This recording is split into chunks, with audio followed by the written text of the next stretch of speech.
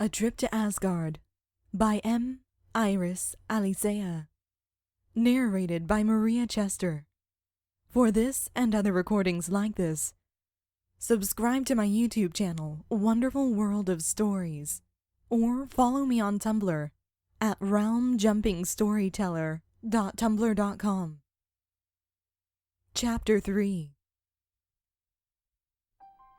What?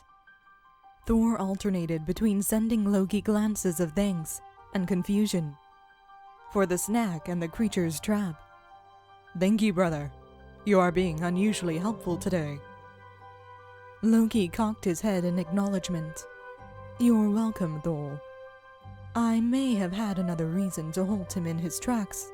However, your thanks made it worthwhile." "Please remove your spell, gentlemen," the doctor broke in. "Your prey would like to stand." "How do you know that?" Thor wondered. "I speak animals' languages fairly well, among other things. You, Prince Loki, did the right thing in giving the horses a breather, for that was their only request. This Bilger Snoot beastie thing wants his family. He is young, frightened, and alone. He says, 'I want to run free, to prance, and feel my scales soften with age. Do not separate me from my home and herd. I want to go back.'" He stopped translating and looked from man to man. "Please, your highnesses, let this one go free. Already I've seen many lost alien creatures as they die in their old age from wounds. This one is young and fresh as a new day in comparison. He is not feeble." Loki stepped up, sympathy drawing the smile from his face. "You have convinced me, Doctor. Though, truth be told, I encouraged him to run as fast as he did." He waved his hand in the beast's direction.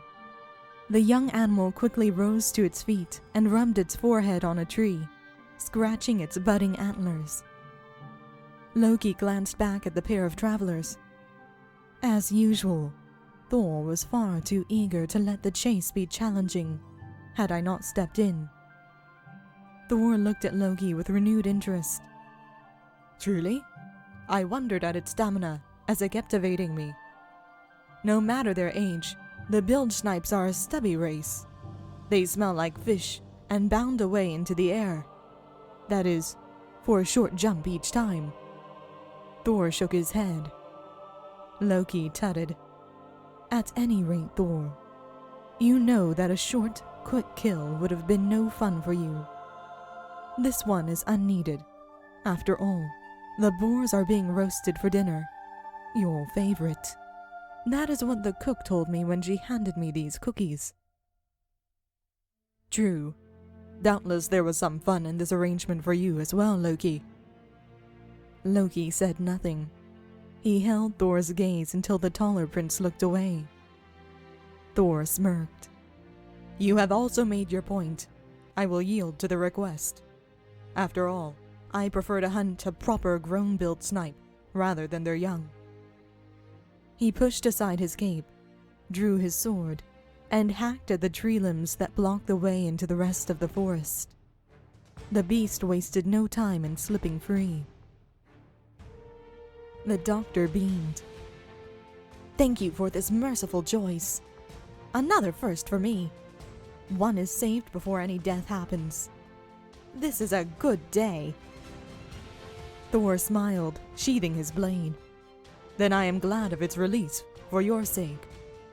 He moved away and slid Mjolnir out of a loop in his saddle. Loki studied both the hammer and Thor before sighing. "Just do not think of using me as your target, and we are fine." The doctor took great interest in the hammer. "What do you have there, Prince Thor?" He whipped out a long, narrow silver device with a rounded head out of his jacket pocket and aimed it at the hammer. Thor studied the item in his visitor's hand with equal curiosity. "My hammer. But what is your device?" The doctor glanced between the items and chuckled. "Well, This is my screwdriver. It is very useful to identify stuff when I use the sonic capability. Just like I'm going to do. He motioned his hand toward the hammer. May I? Of course, Thor answered. However, I doubt you will be able to lift her. This is Mjolnir, and I have found it very useful for smacking in very large nails, the doctor suggested. Let me see. He pointed the sonic screwdriver at it. He buzzed it a few times to get a reading, then stepped back. He glanced from prince to prince.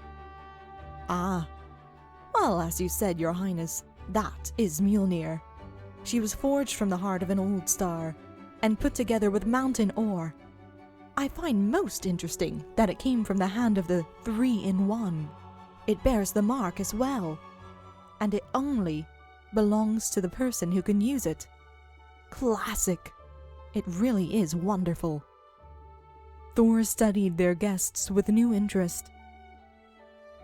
Doctor, how did you come here? Did you travel by Bifrost? At the guest's confused look, Thor clarified. It can be seen just there, over your shoulder. The doctor twisted his torso to look where the prince gestured. The glittering line hanging in space stopped at a dome, with a sharp cone aiming at the sky above. He raised an eyebrow before turning back. That is an ingenious way to get around, Your Highness. No, I did not use traditional pathways you would normally use. I flew in from inside my box. Thor opened his mouth, then shut it before speaking. Might I see this box of flight? The doctor readily agreed. In no time, they reached the area where the picnic was laid out. Loki had hung back with River as the others had pressed forward, but now he hurried at the sight of the TARDIS. Is that blue box yours? Yes. Well, sort of. Loki pressed forward, studying the TARDIS from every angle. He laid his hands out, palm up. He studied the box, noticing each detail. It wears travel well. It seems to be a sturdy little device. He snapped his fingers. The door opened, and he laughed in wonder. That is incredible. I have never seen anything like this magic. He crept forward and looked inside. His jaw dropped. Doctor, do you study the wonders of your box often? This space boggles my mind. The visitor noted his interest with delight. Yes, it easily startles those who are not used to seeing a TARDIS. It's known for being special. Thor glanced at the box. He stepped forward beside Loki. He was satisfied with a cursory study from where he stood by the doorway. I could see why. Are there many more like it where you came from? The doctor coughed, shaking his head. No, I'm afraid there are no others like it. I'm just the madman with a box that flies around Earth. The princes kept looking. Thor circled the box while Loki stepped inside and studied the first level. Come have a sandwich when you're done poking around the TARDIS, Thor. You too, Loki. The self-proclaimed madman just sat down, looked into space, and ate a cookie. Loki continued to pry around corners. Finally, he ran out, spread his arms wide, and declared, This box is marvelous. Are you certain you have never been to Asgard before? Yes, I'm quite certain of that. It is a pity, since the area looks delightful. On River's insistence, Thor took a sandwich. He ate it in 4 bites and asked, Is the box your home as well as ship, Doctor? Sometimes, yes, though I often spend nights outside her. He took in the young man and his ankle-length cape. I even explore other times. Do you like besting animals, Prince Thor? Yes, I like besting their strength and seeing their challenge be their downfall. Only after they are nearly yours, Loki muttered. When Thor looked at him, Loki smiled quickly and cocked his head to the side. He meant nothing harmful by his words. The doctor stood up. Prince Loki, are you truly taken with my box? The young man nodded, his black hair falling into his face. He swiped it back up where it belonged. Then, how do you feel about taking a trip yourselves? Loki slid his eyes to the side and back. I am for a trip, but I think Thor will find it not quite to his tastes. Really? The doctor clapped his hands. We shall see about that, Prince Thor. Yes. He faced the other man. Since you like hunting and the like, how would you feel about seeing the place known for fighting bulls on Earth? Oh, of course. This ought to be entertaining. The doctor and River cleaned up their area and food before following the running princes inside.